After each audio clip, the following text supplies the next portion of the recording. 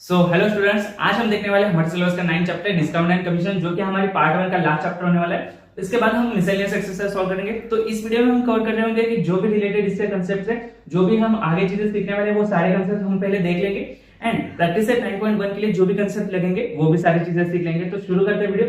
तो discount and commission में mainly हमें 3 कांसेप्ट सीखने हैं। तो पहला तो हो गया डिस्काउंट, सेकेंड है हमारा कमीशन एंड थर्ड है हमारा रिबेट।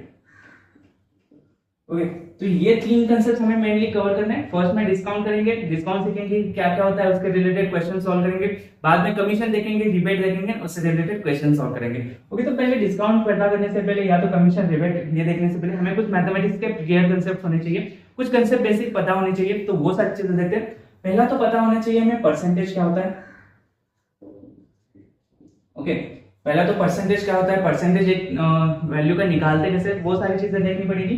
बाद में हमें पता होना चाहिए कॉस्ट प्राइस क्या होता है, सेलिंग प्राइस क्या होता है, देन मार्केट प्राइस क्या होता है,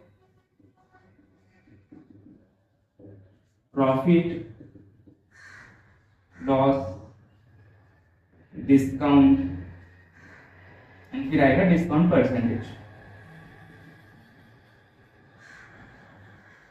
ओके, तो ये सारी चीजें हम इस वीडियो में कवर कर लेंगे। तो पहले तो हम देखेंगे कि परसेंटेज क्या होता है, जो हमने बहुत पहले स्टैंडर्ड्स में सीखा है कि परसेंटेज कैलकुलेट कैसे करते हैं। बाद में cost price, selling price, market price क्या होती है, प्रॉफिट लॉस। अभी प्रॉफिट लॉस का इस चैप्टर में इतना नहीं है, बट हम देख लेंगे कि एक बार कि प्रॉफिट क्या होता है, लॉस क्या होता है। बाद में डिस्काउंट देखेंगे एंड डिस्काउंट का परसेंटेज कैसे निकालते हैं और उसके क्या फॉर्मूले है, वो सारी चीजें देखेंगे। तो शुरू करते हैं परसेंटेज से। देखो परसेंटेज, परसेंट, अब हम परसेंट बोलते हैं तो इस वर्ड को हम दो हिस्सों में डिवाइड करते हैं, परसेंट। अभी पर का मतलब क्या होता है, हम बोलते हैं देखो 20 रुपए पर केजी या तो 20 रुपए पर पर्सन, या इसका मीनिंग क्या होता है, पर मतलब पर पर्सन या तो परसेंट। ओके, तो पर का मतलब होता है डिवाइडेड बाय, समझ लो कि हर एक को कितना मिल रहा है उसको बोलते हैं हम पर। एंड सेंट मतलब क्या होता है, देखो सेंचुरी बोलते हैं, सेंचुरी मतलब क्या होता है 100, तो सेंट का मीनिंग ही क्या होता है 100। तो इसका परसेंट का मीनिंग होता है पर 100, पर 100 हमें कितना वैल्यू दे रहे हैं उसको बोलेंगे हम परसेंटेज। ओके, तो हम क्या एग्जांपल लेते हैं। अगर मैं बोलता हूँ 20%, 20 ये परसेंटेज का हम साइन दिखा देते हैं। तो 20% का मतलब क्या है कि मुझे 100 पे कितना मिल रहा है, 20, मतलब मुझे 20 मिले 100 में से।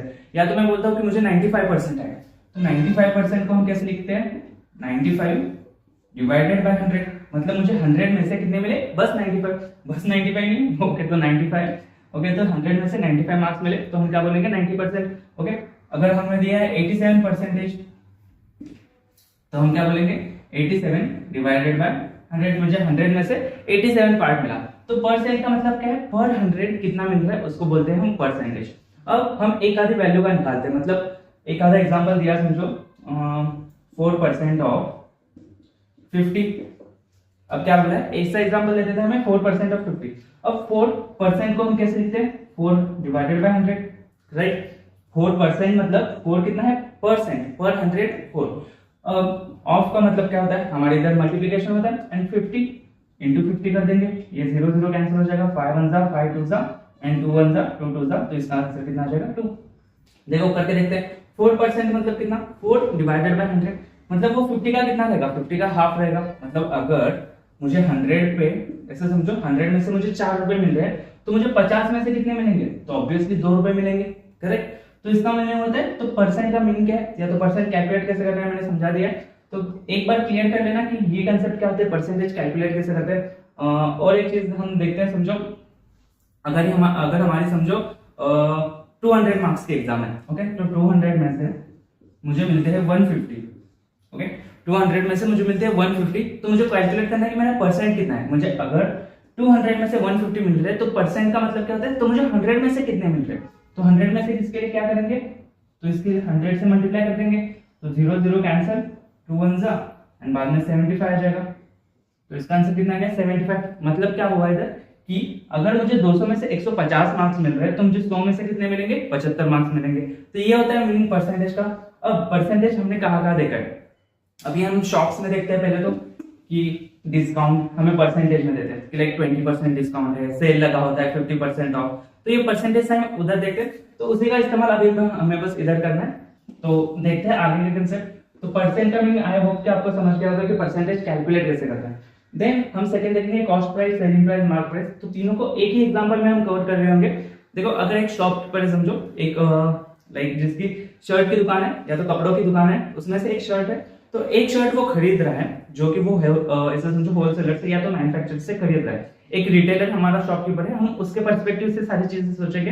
अब एक शॉपकीपर है, अब वो क्या करेगा, एक शर्ट है समझो, वो होलसेलर से या तो मैन्युफैक्चरर से, होलसेलर से समझो, या तो सीधा हम मैन्युफैक्चरर से ले लेते हैं।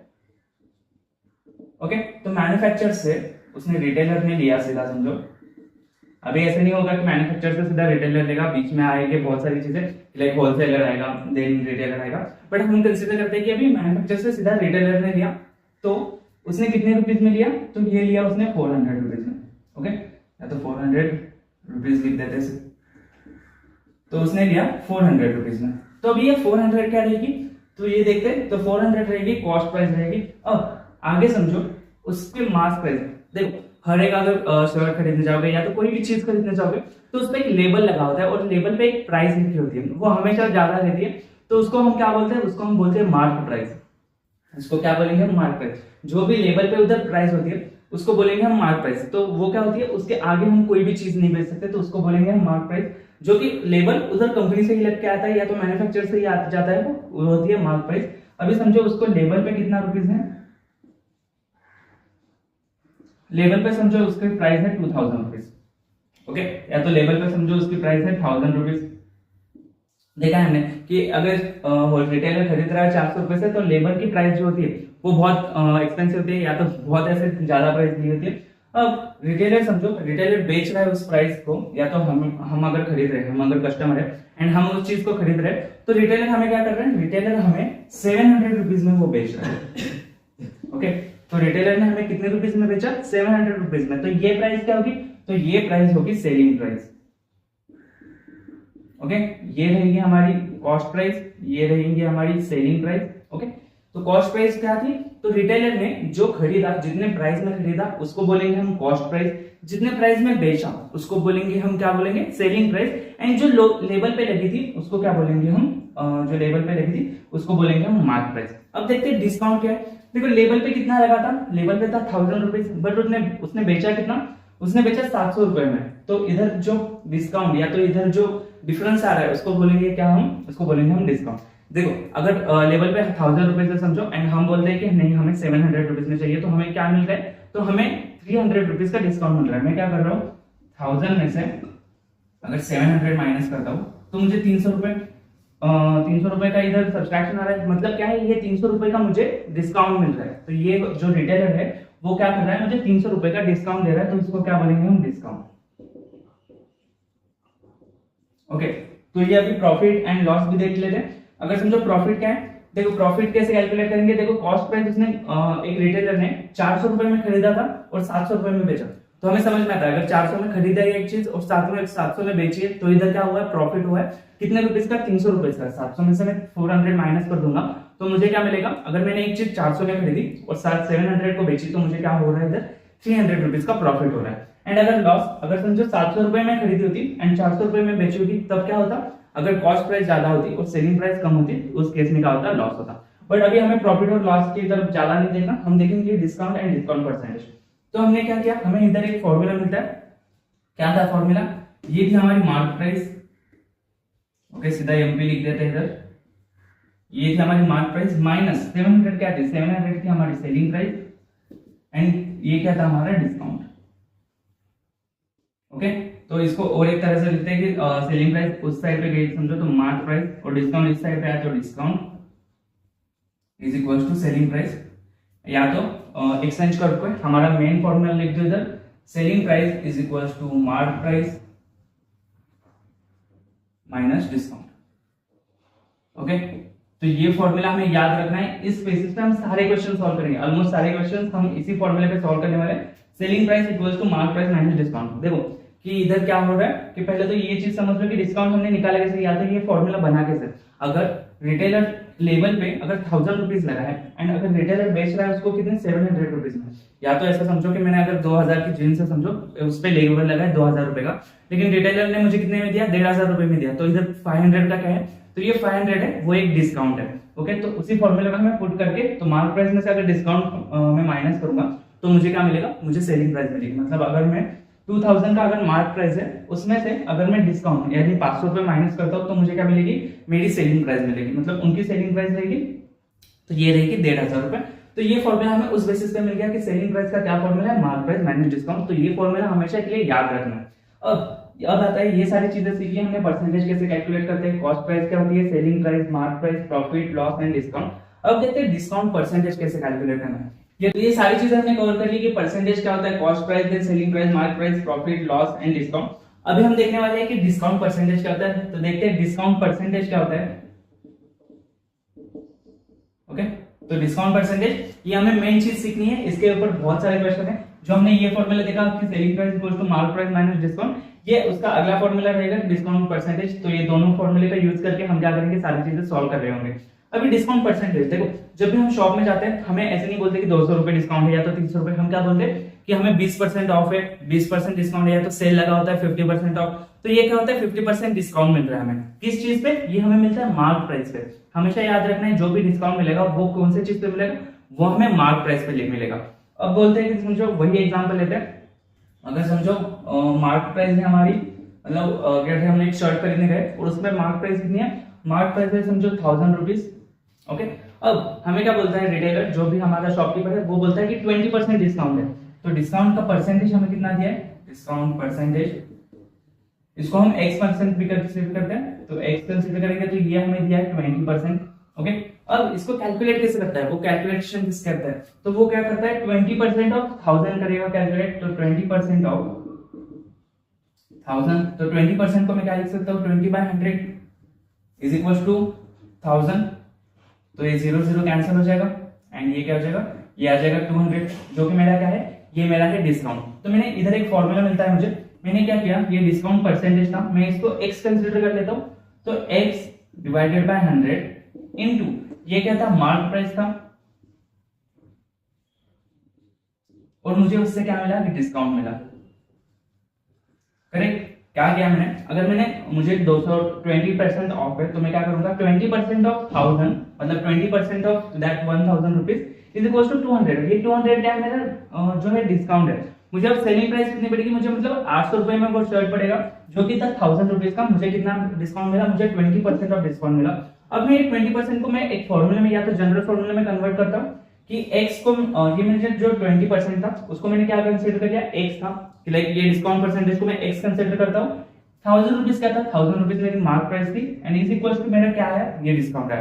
अब x डिवाइडेड बाय 100, अगर मार्क प्राइस उस साइड पे जाएगा तो वो कहा जाएगा डिवीजन में, ये जाएगा डिनोमिनेटर में, तो ये आ जाएगी हमारा मार्क प्राइस, और ये बन जाएगा हमारा फॉर्मूला, जिसके हेल्प से हमें सारे एग्जांपल सॉल्व करने ऑलमोस्ट सारे, कि ये और ये दोनों फॉर्मूले यूज करके 9.1 के हम सारे एग्जांपल सॉल्व कर रहे होंगे।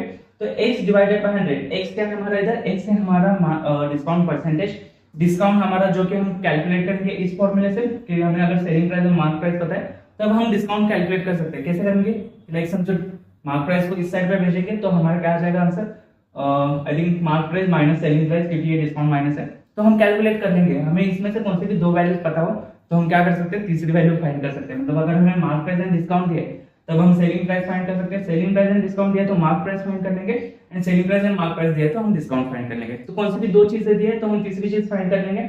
सेम इस केस में भी होगा, अगर मुझे डिस्काउंट परसेंटेज दिया है तो मैं कौन सी भी चीजें फाइंड कर सकता हूँ।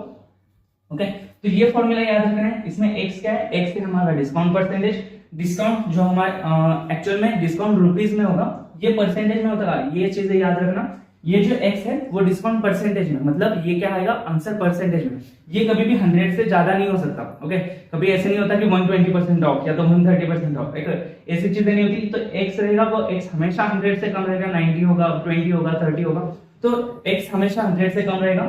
डिस्काउंट ये रहेगा एक्चुअल रुपीस में, कि रुपीस कितना हुआ है, अगर 1000 रुपीज का है तो उस पे अगर 300 रुपए देता है, या तो 10,000 रुपए की चीज थी उसमें अगर 5,000 रुपए डिस्काउंट दे दिया तो ये डिस्काउंट रुपीस में रहेगा, एंड मार्क प्राइस जो लेबल पे जो एक्चुअल प्राइस रहेगी वो रहेगी हमारे मार्क प्राइस। तो आई होप कि आपको सारी चीजें समझ में आई हो कि परसेंटेज क्या होता है, परसेंटेज कैलकुलेट कैसे करना है, बाद में cost price, selling price, mark price, profit and loss. अभी इतना नहीं देखेंगे हम इस टॉपिक में, तो बस पता होना चाहिए कि प्रॉफिट क्या होता है, लॉस क्या होता है। एंड देन डिस्काउंट हमने देखा, डिस्काउंट का हमें फॉर्मूला क्या पता है, selling price is equal to mark price minus discount. And last में हमने डिस्काउंट परसेंटेज देखा जिसका फॉर्मूला है x divided by 100 is equal to discount upon mark price.